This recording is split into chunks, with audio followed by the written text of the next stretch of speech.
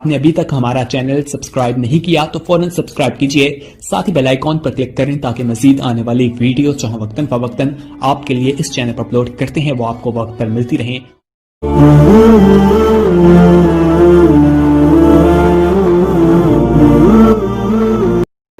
एक हदीस में आता है कि अल्लाह के नबी अलैहिस्सलातु वस्सलाम ने एक बार एक मिसाल इरशाद फरमाई। आपने कहा कि देखो, एक जगह पर एक आदमी था और उसके 3 भाई थे। जब उस आदमी के इंतकाल का वक्त करीब आया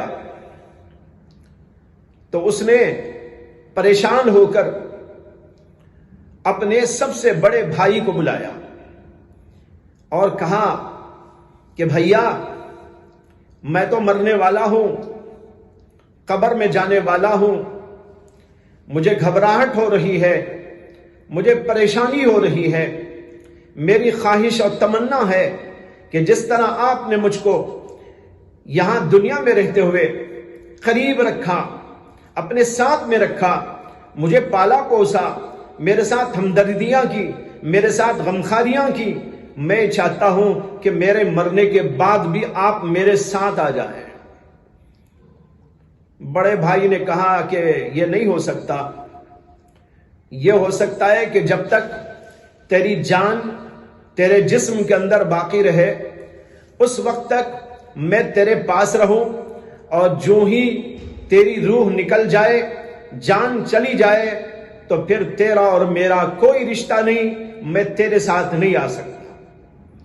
उसने मायूस होकर अपने दूसरे भाई को बुलाया जो उससे छोटा था, दरमियानी भाई को,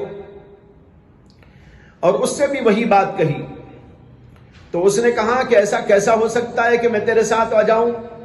हाँ, अलबत्ता यह हो सकता है कि जब तक तेरी जान में जान है मैं तेरे पास रहूं, तुझे तसल्ली देता रहूं, तेरे साथ हमदर्दी व गमखारी करता रहूं, दवा दारू करता रहूं, और जब तेरी रूह निकल जाए तो तुझे नहलाऊं, धुलाऊं, कपड़े पहनाऊं और नमाज जनाजा पढ़ूं, और फिर उसके बाद ले जाकर कब्र तक पहुंचाऊं और कब्र में रख दूं। लेकिन जो ही कब्र में रख दिया जाए तो फिर तेरा और मेरा कोई रिश्ता नहीं है, तेरी राह अलग है और मेरी राह अलग है। वो बेचारा मायूस हुआ और उसने अपने छोटे भाई को बुलाया और उससे भी कहा कि देख, हम लोग साथ रहते थे, मैंने तुझको पाला पोसा है, मैंने तेरे साथ हुस्न सलूक किया है। अब मैं चाहता हूं कि तू मेरी कब्र में आ जा। जब मेरी वफात हो जाए, मेरी मौत वाक़ हो जाए, अब मैं चाहता हूं कि जैसे हम यहां साथ रहते थे कब्र के अंदर भी साथ रहे। वो भी कह देगा कि ऐसा नहीं हो सकता।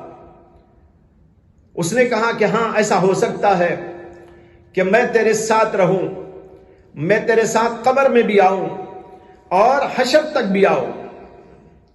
अल्लाह के नबी अलैहिस्सलातु वस्सलाम ने 3 भाइयों की यह मिसाल दी और हजरात सहाबा से पूछा, क्या तुमने समझा कि ये मिसालें क्या हैं जो मैं तुमको समझाना चाहता हूं?